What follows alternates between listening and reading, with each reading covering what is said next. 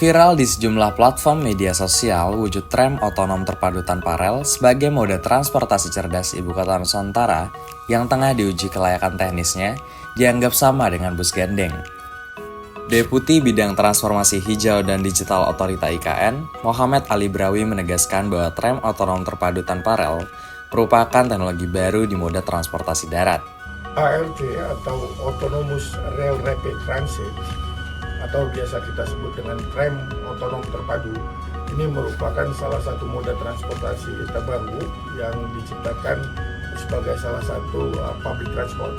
ART ini adalah hybrid dari light rail transit atau kereta publik yang ringan dan advanced bus dengan teknologi yang terbaru. Menurutnya, tram otonom terpadu ini memiliki dua karakter bus dan kereta. Sebagai bus, tram otonom terpadu menggunakan ban karet dan bergerak di jalan.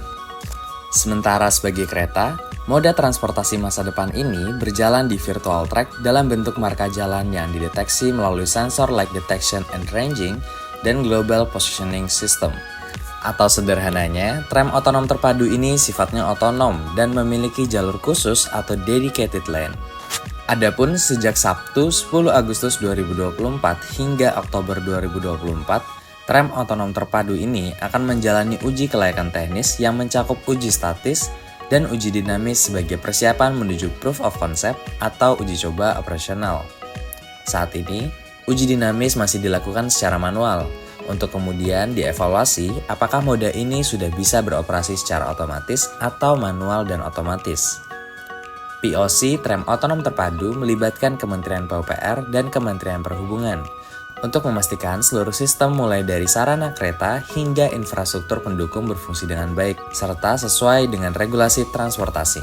Maka misalnya akan terkait dengan teman-teman pekerjaan dari teman-teman Kemenhub, teman-teman Kemen PUPR, untuk sensor dan seterusnya. Ini kita memerlukan kerjasama juga dengan teman-teman dari Kominfo, bahkan nanti dengan pengaturan di jalan raya, prioritas dan seterusnya.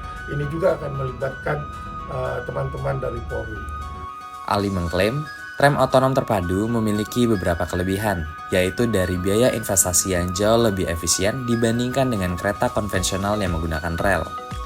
Sementara dari segi kapasitas, tram otonom terpadu dapat mengangkut penumpang secara masif dengan mencapai 300 orang dalam 3 gerbong, hingga 500 orang dalam 5 gerbong dari satu transit dengan sekali perjalanan.